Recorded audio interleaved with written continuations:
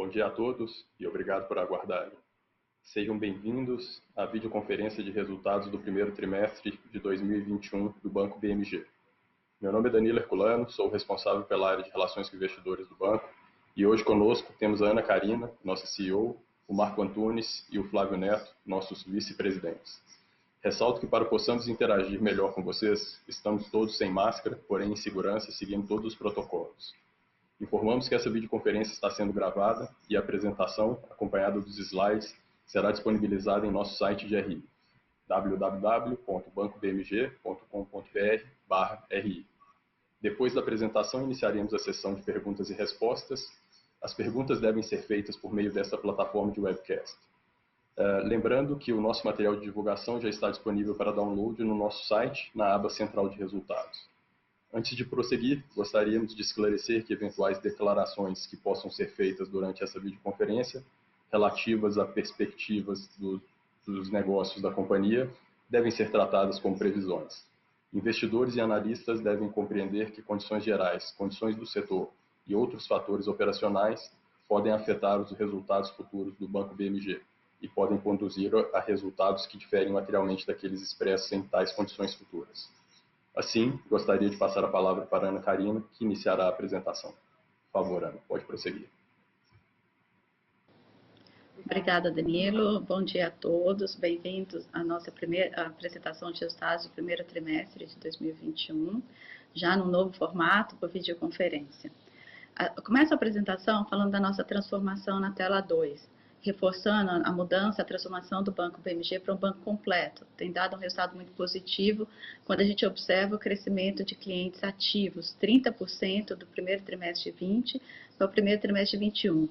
Só nesse trimestre, em clientes ativos, crescemos 315 mil clientes. Na tela 3, falamos, além dos clientes ativos, é importante notar o forte crescimento, o crescimento recorde de contas digitais no trimestre. Considerando o primeiro trimestre de 2020 com o primeiro trimestre de 2021, crescemos por novas contas por dia útil 6,5 vezes, chegando a 3,9 milhões de contas digitais. Só nesse trimestre, um crescimento de 1,3 milhão. Não só um crescimento em contas digitais, mas também um aumento acelerado de usabilidade, tanto por usuários ativos mensais, quanto acessos ao nosso banco digital. Na tela 4, combinando a nossa estratégia do banco digital, temos a nossa franquia. A Help vem crescendo fortemente, já estamos com 870 lojas, 2.500 consultores. E também evoluindo de formato. Tivemos grandes aprendizados em 2020, onde observamos que poderíamos combinar fortemente o nosso canal físico da Help com o canal remoto. Hoje a Help já com um modelo mais híbrido, que vai nos permitir um crescimento ainda mais escalável.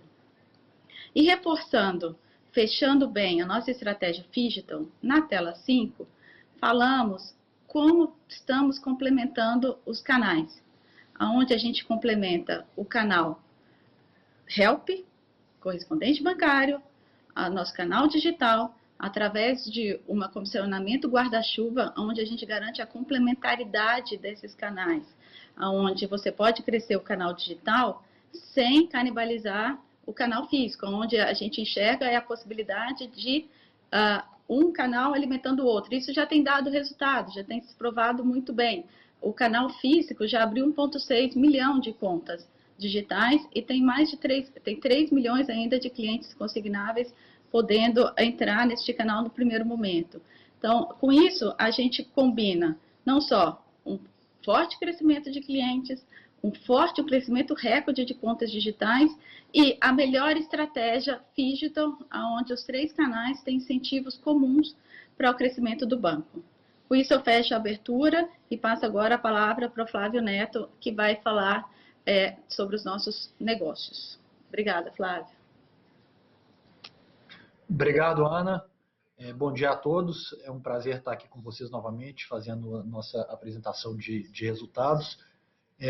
Seguindo então para o slide 7, vamos falar um pouco da nossa carteira de cartão consignado, que é a nossa maior carteira. Essa carteira, no quarto TRI de 2020, a originação ela caiu por conta da autorregulação. Desde então, a gente vem retomando a originação, então ela tende a vir numa crescente para os próximos trimestres. A carteira que, ao longo dos últimos 2 trimestres, ela teve uma queda, ela agora já começa a apresentar uma inflexão, então a gente vê essa carteira já começando a subir para o próximo trimestre. Seguindo para o próximo slide, o slide 8, vamos falar um pouco sobre nosso negócio de empréstimo consignado. Então, no trimestre passado, a gente tinha visto um aumento de margem que gerou uma originação muito forte, né, e logo um crescimento de carteira muito forte.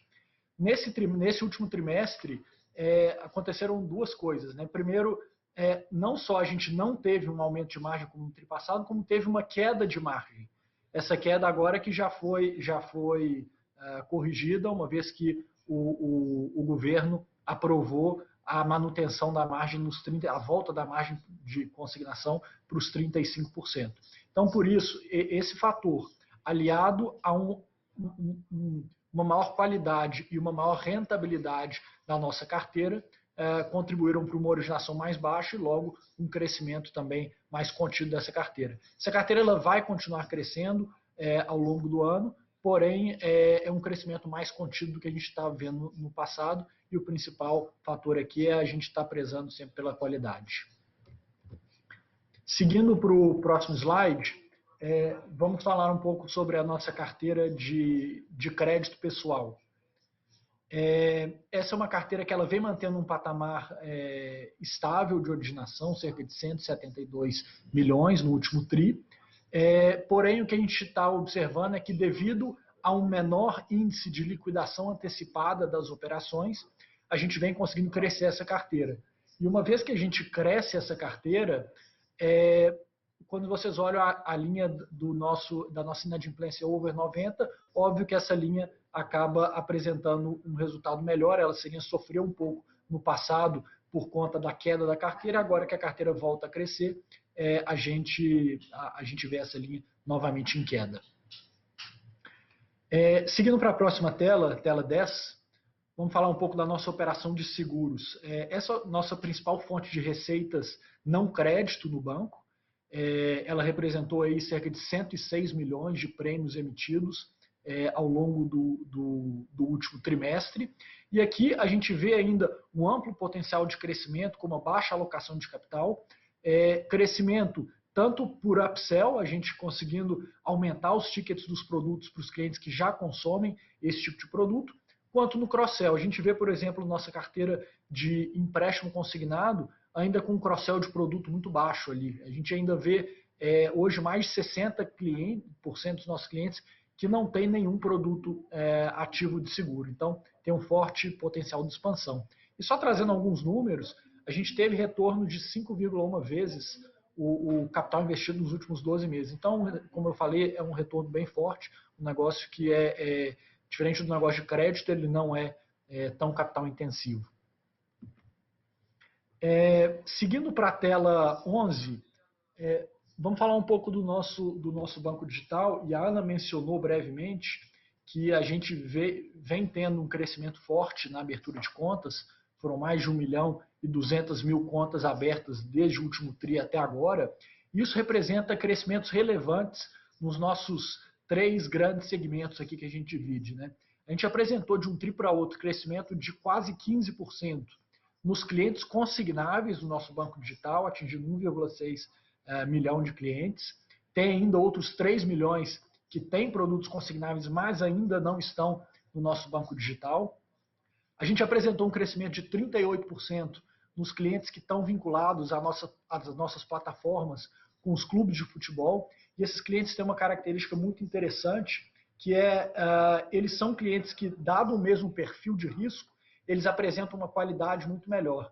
Não só qualidade, mas também fidelidade, o que garante uma maior rentabilização desses clientes. E também tem o que a gente chama do público mar aberto, que cresceu em 96,5% no último trimestre, atingindo 2 milhões de clientes.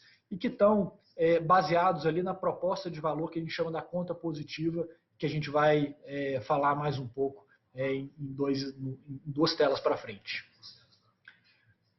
Seguindo então para a tela 12, a gente apresenta aqui nosso portfólio de produtos e serviços. A gente cada vez mais está se tornando um banco completo. Então, quando a gente olha para a pessoa física, a gente apresenta um portfólio completo que passa pela conta digital, pelo cartão de crédito, cartão consignado, empréstimo pessoal, nossos investimentos. A gente tem ali os produtos que a gente chama de híbridos, né, que fazem essa ponte entre a pessoa física e a pessoa jurídica. Então, são os meios de pagamento, que a gente vai falar também mais à frente com a Granito, a questão da folha de pagamento, que a gente agora começa a desenvolver, e os seguros que se aplicam aí tanto para a pessoa física quanto para a pessoa jurídica. E chegamos, por fim, no portfólio de PJ com já o cartão corporativo e o capital de giro aqui, essa operação bastante embasada no crédito fumaça, que também vamos dar mais detalhes. Só para dar alguns grandes números de como o nosso banco digital tem cada vez mais tracionado e tem garantido um ARPU elevado, em termos de investimentos, a gente no último trimestre conseguiu crescer 42% o nosso volume de captações. As transações do banco digital cresceram 1,4 vezes, isso transações tanto no crédito quanto no débito. E a gente no banco digital, a gente tem uma proposta que, independente da gente ter ou não o produto, a gente acredita que a gente deve atender o cliente. Então, a gente tem, por exemplo, uma parceria com a Créditas e também a gente conseguiu alavancar 2,3 vezes versus o que a gente fazia no tri passado. Então, o banco digital tem cada vez mais se consolidado e cada vez mais ganhado escala. Seguindo para a tela 13, eu mencionei anteriormente a questão da conta positiva, né? O que é esse conceito? O conceito é que o cliente ele tem à disposição dele diversos produtos e que quanto mais ele está usando a conta, mais ele está ganhando. Então, um desses produtos é o nosso cofrinho virtual, Poupa Pra Mim, que ajuda o cliente a poupar de forma automática. O número de cadastros cresceu 1,9 vezes no último trimestre. Tem o Volta Pra Mim, que é nosso programa de cashback para transações tanto no crédito quanto no débito dos clientes. Isso cresceu 2,2 vezes de um tri para o outro. Tem o nosso marketplace, que também fomenta cashback para os clientes, já com mais de 200 lojas parceiras. E a gente lançou no último trimestre o BMG Chip, que é uma parceria de telecom, em que a gente passa a oferecer também esse serviço para os nossos clientes. E numa primeira pesquisa que a gente rodou, a gente já encontrou ali um índice de satisfação, um NPS de 76, o que é bem elevado. Além de tudo isso, a gente também está avançando bastante nas frentes relacionadas ao Open Banking, que está chegando cada vez mais e vai mudar drasticamente o mercado brasileiro. A gente já fez uma parceria com a Quanto para buscar antecipar alguns desses benefícios que a gente vai conseguir conceder ao cliente. E o que é interessante é que nas primeiras pesquisas que a gente rodou, cerca de 70% dos nossos clientes eles estão dispostos a compartilhar dados bancários em troca de benefícios, em troca de melhores condições, melhores produtos bancários. E por fim, vamos falar um pouco do nosso banco digital PJ. Como vocês sabem, a gente é co-controlador da Granito, empresa de pagamentos, e ali ela tem uma proposta em que ela oferece para os clientes, que são em geral micro e pequenas empresas, soluções de meio de pagamento presencial e remoto, antecipação automática de recebíveis, e a gente, através do nosso acordo, a Granito oferece aos seus clientes o domicílio bancário no BMG.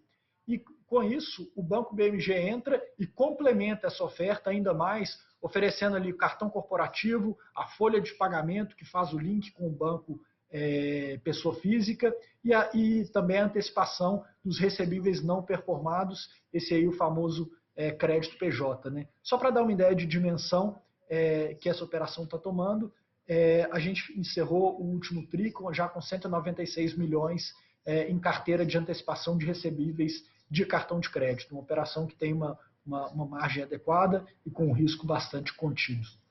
Em termos de potencial de crescimento, a gente ainda tem uma penetração grande para fazer dentro da própria base de clientes que já está dentro da Granito, como vocês veem no gráfico à esquerda, e essa base ela tende cada vez mais a crescer, né? Então, antes de ir a mar aberto, a gente tem muito que pescar do que já está dentro da própria Granito, aproveitando a nossa exclusividade do domicílio bancário nesse canal.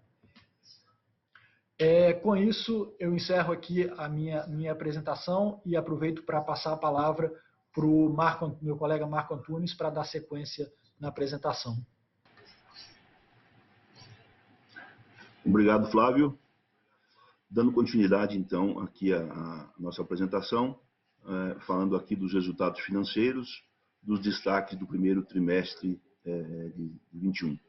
Nossa margem financeira atingiu aí 944 milhões, um crescimento de 9% em relação ao primeiro trimestre do ano passado. Já o nosso lucro líquido recorrente atingiu 88 milhões, uma redução de 9% em relação ao primeiro trimestre do ano passado. E a nossa carteira de varejo atingiu aí 12 bilhões e 300 milhões de reais, um crescimento aí de 24% trimestre contra trimestre de 2020. Já o nosso retorno recorrente ficou aí em 9%, levemente abaixo do primeiro trimestre lá de 2020. E o nosso índice de Basileia, né, continua robusto, com 17,5%. Indo agora para a tela 17, aqui mostramos o nosso guidance.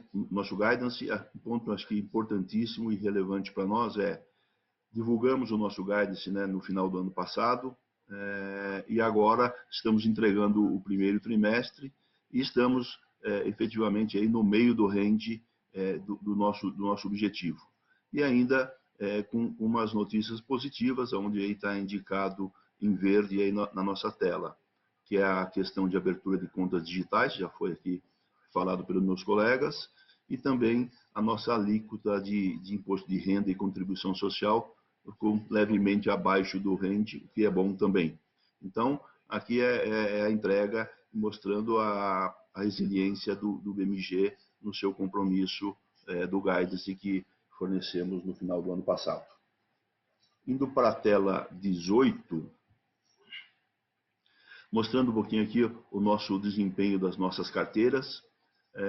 O primeiro item aí mostra a nossa receita de crédito em relação à nossa carteira média. Você percebe que tem, né, um decaimento, mas aqui tem uma questão aqui envolvendo o mix de carteira, redução de taxas, né, dos nossos produtos ao longo aí do ano de 2020. Mas ainda mostra-se um número bastante robusto esse indicador. A despesa de captação, em relação à captação média, também aí dentro do nosso histórico, acho que aqui estamos caminhando bem nesse item. E despesa de PDD líquida de recuperação em relação à carteira média de crédito, mostra também, né, um índice que a gente já vinha dando indicações e referendando que o nosso terceiro trimestre de 2020, nossa crença, né, que ali foi o pico da inadimplência. Tivemos um desempenho melhor nesse índice no quarto trimestre, em função de recuperações, né, da nossa área de cobrança, mas estamos num nível aí 5,2, 5,5 será o nosso futuro. E falando de despesa de comissão sobre uma carteira passível de comissão média, 7,2 em linha com os trimestres anteriores, o que também é muito bom. Indo para a tela de número 19, falando então o que impacta, né, a nossa margem líquida. Observando primeiro o gráfico do lado esquerdo, 944 milhões, um crescimento aí de 9,2% em relação lá ao primeiro trimestre de 2020. Então, mostrando aqui a nossa resiliência de resultados. E a margem ajustada ao custo de crédito, né, que envolve também despesa de PDD e comissões, também 565 milhões, levemente superior ao primeiro trimestre de 2020. Então, mostrando também que mesmo envolvendo essas, né, despesas de PDD e comissões, temos mostrando aí um resultado bastante coerente com o nosso guidance. Já na tela de número 20, aqui, importante mostrar aí, né, a nossa índice de eficiência é um número ainda relativamente alto com os nossos objetivos, mas um decaimento em relação ao quarto trimestre. Mas vale aqui realçar, né, toda a estratégia nossa do banco digital, de abertura de contas, né, 1.300.000 contas nesse trimestre, e mesmo assim o nosso índice de eficiência se mantém aí sem crescimento. E associado a isso, né, obviamente temos toda aí a nossa parte que estamos trabalhando muito em automação de processo, o que torna então a nossa estrutura bastante escalável. E um ponto sempre de atenção que a gente comenta com vocês é a parte aí de provisões de ações cíveis. Então, mostrando que nós estamos, né, sempre sob controle já durante os últimos trimestres, mas importante mostrar aqui a qualidade que nós temos, né, implementado na nossa originação com a digitalização. Então, praticamente toda a nossa carteira está aí com 99% digitalizada, o que vai nos levar, no futuro, uma redução de despesa neste item. E, como nós já comentamos, esse é o nosso futuro. No momento atual, a gente sofre ainda um pouco as consequências, né, do nosso legado, mas o futuro aqui promete uma situação bastante mais confortável em termos de despesa neste item. Já indo para a tela de número 21, falando então aqui da nossa liquidez, nossa captação, mostrando o nosso caixa continua robusto, né, 4,6 bilhões, o que é bastante forte para nós. A nossa evolução da nossa captação também bastante alinhada com o que vimos, com crescimento em relação aos trimestres anteriores. Andou um pouquinho de lado em relação ao último trimestre, mas visto a nossa carteira total de crédito, ela é perfeitamente adequada ao nosso tamanho, aí, com 19,3 bilhões de saldo de captação.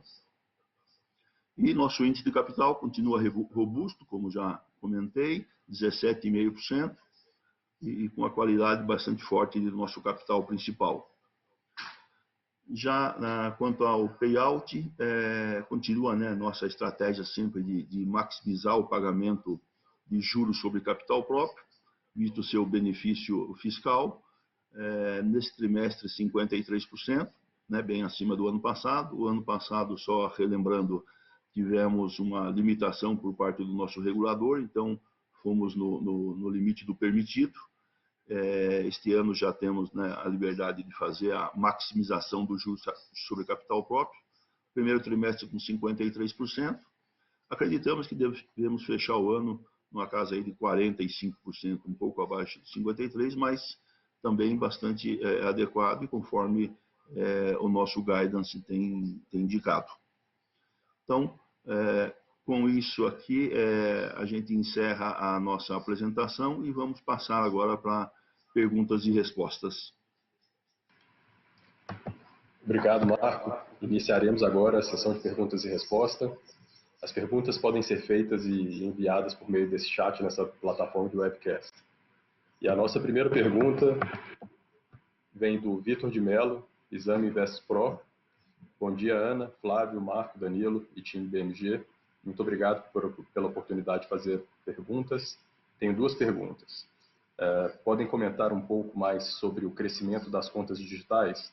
O que causou essa excelente alta? E se os próximos trimestres seguirão o mesmo patamar de criação de contas? Por favor, Flávio, quer começar essa primeira pergunta e depois eu endereço a segunda? Claro. Obrigado, Vitor, pela pergunta.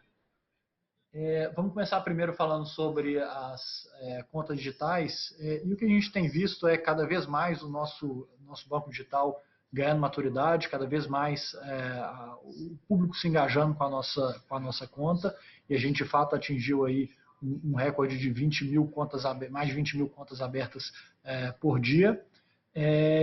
A gente sim espera manter um nível forte, provavelmente não tão forte quanto foi esse trimestre, ela provavelmente deve recuar um pouco, uma vez que a gente tem prezado cada vez mais pela qualidade dessa originação, então clientes que de fato vão transacionar, clientes que de fato vão utilizar essa conta e vão consumir nossos produtos, mas sim, a gente espera, inclusive o Marco mencionou no nosso guidance, essa é uma das linhas que a gente está superando a nossa perspectiva inicial dada no guidance. Com relação ao índice de Basileia, de fato a gente tem ainda um índice de Basileia elevado e espera em breve começar a consumir mais esse capital, esse excesso de capital, né? E posso falar basicamente aqui de duas formas. Óbvio, vocês vêm acompanhando, a gente tem crescido os nossos negócios, a gente tem crescido nossa carteira, e isso obviamente vai demandar e vai consumir nossa Basileia. Além disso, a gente está sempre atento também a oportunidades de M&A. Então, apesar de não ter nada concreto para falar para vocês aqui já hoje, a gente está explorando sim algumas oportunidades, e tão logo a gente tem algo mais concreto, iremos trazer ao mercado. Excelente, Flávio. Acabou endereçando aqui a segunda pergunta de Basileia, então eu vou seguir para a segunda pergunta aqui que nós temos, do investidor Gabriel, pessoa física, Gabriel Souza. Ele faz uma pergunta: diante da estratégia de se tornar um Open Banking e com operações estritamente digitais, está no pipeline do banco um investimento na área de Home Equity, um segmento que tem acesso de empresas digitais como Creditas, por terem um processo 100% online? Acredito que também, Flávio, pode começar com você e depois eu sigo as outras perguntas aqui do Gabriel. Claro. Obrigado, Gabriel, pela pergunta. Como eu mencionei na apresentação, a gente hoje já possui uma parceria, inclusive com a própria Creditas, para a oferta do Home Equity na nossa base. E como eu falei, principalmente com a questão do Open Bank, nossa estratégia já passava por isso, a nossa ideia é atender o nosso cliente da forma mais ampla possível, seja através de produtos do próprio Banco BMG, seja através da venda e de utilização do canal, mas venda de produtos de terceiros. Então, o Home Equity se enquadra em um deles. A curto prazo, a gente não vai oferecer Home Equity. Óbvio que a médio e longo prazo, você sempre pode partir para esse tipo de iniciativa, mas não é uma coisa que está no nosso radar de curto prazo. A gente vai continuar oferecendo via parceria, funcionando muito mais como marketplace. E a segunda quais as ações e resultados? A segunda pergunta do Gabriel: quais as ações e resultados objetivos do Comitê de Compliance criado devido à investigação da Polícia Federal? Acho que essa pergunta, por favor, Marcos, seria interessante se você pudesse endereçar. Obrigado, Danilo. Sobre esse assunto, né, que envolveu uma operação lá de 29 de outubro, o banco deliberou, o nosso conselho de administração deliberou então, a criação de um comitê especial que acabou analisando os fatos então investigados pela segunda vara criminal aqui de São Paulo.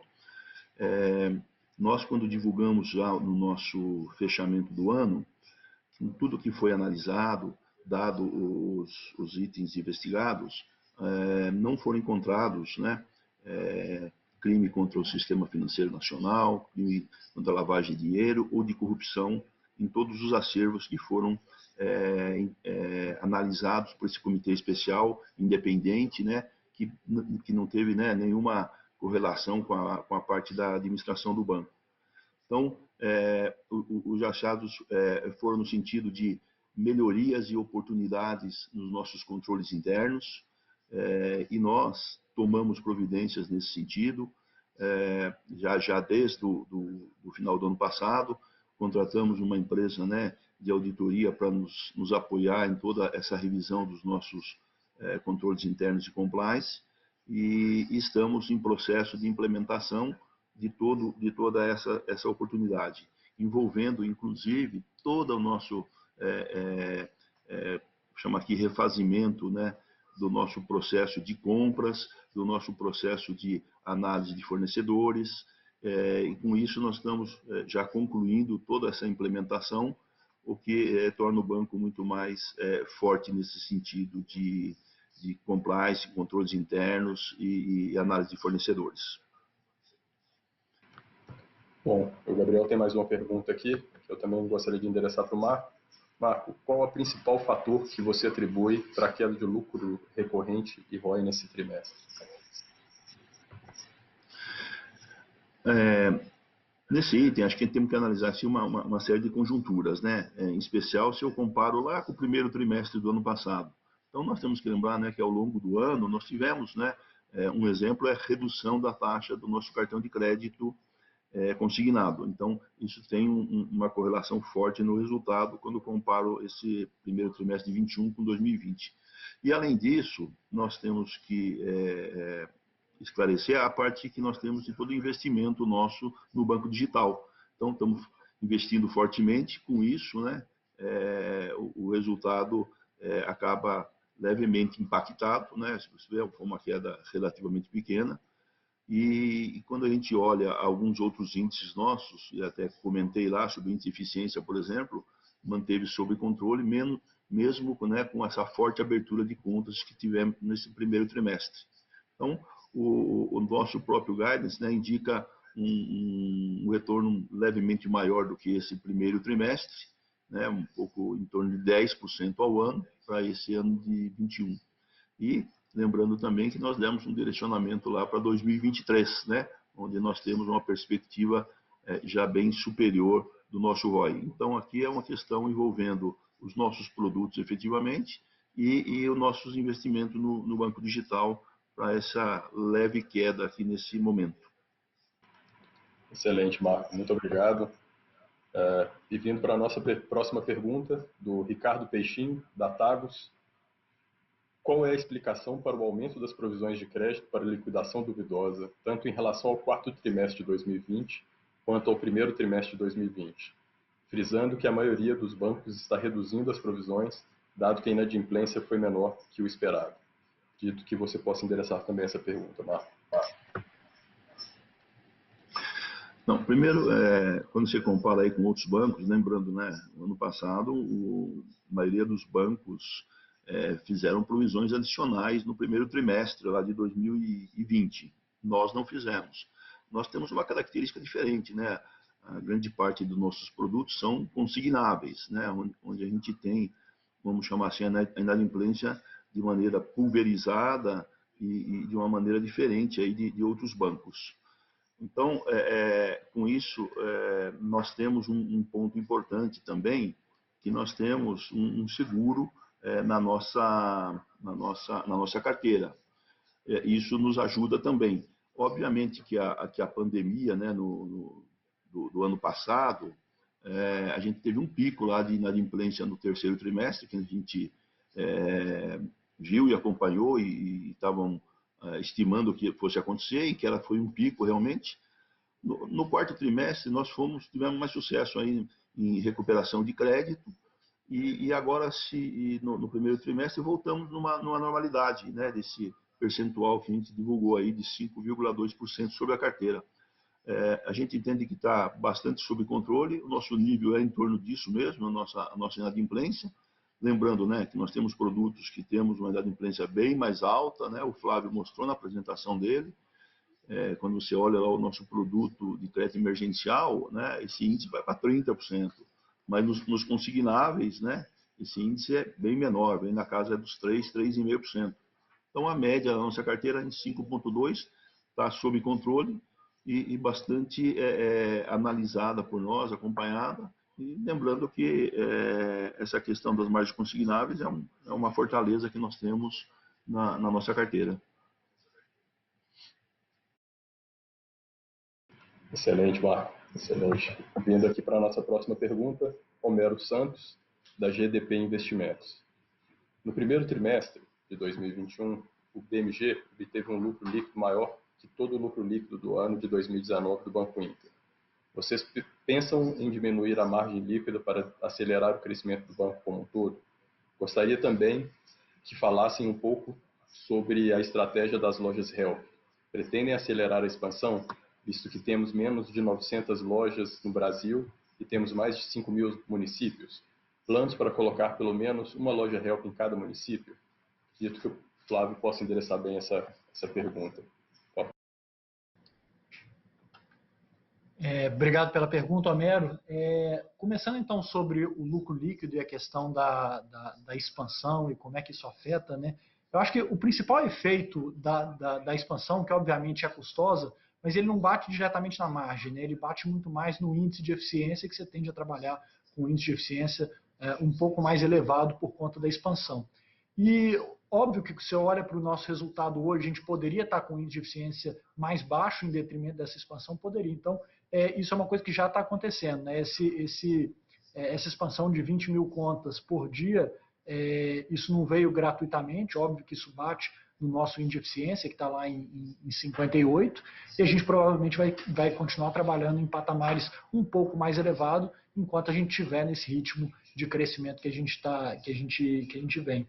E com relação às lojas Help, eu achei uma ótima pergunta, dado que ela é um driver também relevante aí do nosso crescimento.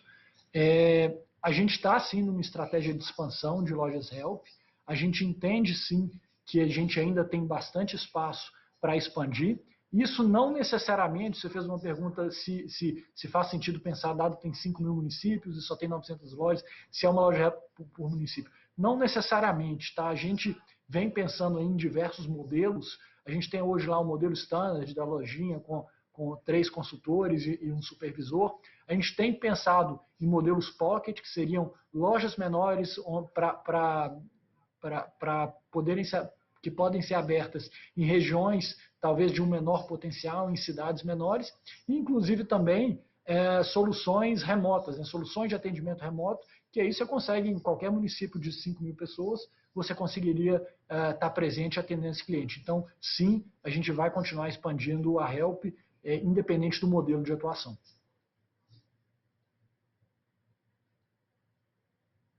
Acredito que a Ana Karina possa complementar também, referente a essa questão da Help. Por favor, Ana, um complemento.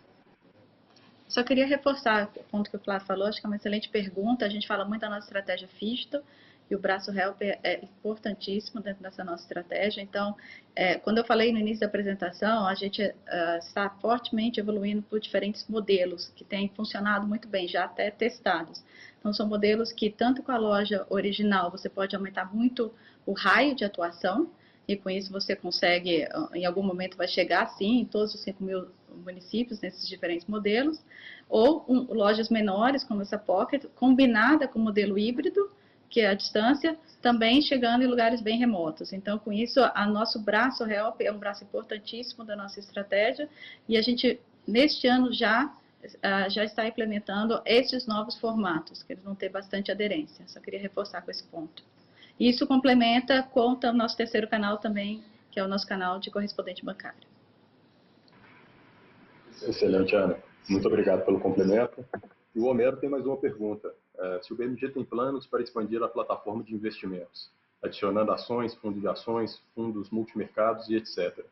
Acredito também, Flávio, que você possa endereçar bem essa resposta. Anteriormente na apresentação, nossa proposta é atender o cliente nas suas mais diversas necessidades, e óbvio, quando ele entra em um banco, uma das coisas que ele está buscando também são alternativas de investimento, alternativas de rentabilização do seu recurso. Então, sim, a gente deve ver novidades nesse sentido ao longo do ano. Temos aqui um follow-up question do Vitor de Mello. Só um follow-up, pessoal. Pretendem ajustar o guidance para incorporar essa forte tendência de criação de contas digitais? Desculpa, acho que teve alguma oscilação na minha conexão. Vou repetir a pergunta do Vitor de Mello, da Exame. Só um follow-up, pessoal. Pretendem ajustar o guidance para incorporar essa forte tendência de criação de contas digitais? Acho que o Flávio pode começar respondendo e um complemento para a Ana Karina. Não, em termos de guidance, a gente está mantendo o guidance, estamos um pouco acima, o Marco mencionou, mas por hora não tem revisão de guidance. acho que eu quero complementar aqui, Flávio, que acho que é importante, por que que não tem, né? Pelo nosso trabalho forte eficiência, né? Nossa eficiência que tem permitido a gente poder investir no crescimento das contas bancos digitais. Então, não temos nenhuma pretensão de ajustar o guidance por isso. Bom, e vindo para a nossa última pergunta, do Vinícius, pessoa física, gostaria de saber se há intenção de, no médio prazo, o BMG fechar capital. Isso em função dos consecutivos movimentos de recompra de ativos, além do característico baixo free float do banco. Por favor, Ana, gostaria de endereçar essa resposta. Não, desculpa, Marco Antunes. Sim, Danilo. Acho que essa questão envolvendo, né, recompra de ações é tudo uma questão de oportunidade, né? Quando a gente entende, né, que o preço da ação está baixo, né? E se vocês observarem, a gente entende realmente no preço que está, o banco está barato, dado todo o resultado que temos entregue, o nosso crescimento, os nossos compromissos de crescimento. Então, a gente sempre tem essa oportunidade. Os programas vêm para isso, para ajustar essa oportunidade, porque a gente acaba com isso, né, criando valor para os acionistas que permanecem com a ação. Então, para isso que serve o nosso programa de recompra de ações. Mas não envolvendo essa questão do fechamento de capital. Isso não está em momento algum em discussão nesse momento pelo banco, pelos seus acionistas. Muito obrigado, Marco. Encerrando a sessão de perguntas e respostas, gostaria de passar a palavra para a Ana Karina para as considerações finais. Por favor, Ana, pode prosseguir. Gostaria de agradecer a todos pela participação e reiterar a nossa forte convicção da nossa transformação e o caminho sólido que o BMG vem seguindo. Então, obrigado pela presença de todos. Encerramos a videoconferência de resultados do Banco BMG. Agradecemos a participação de todos. Tenham um ótimo dia.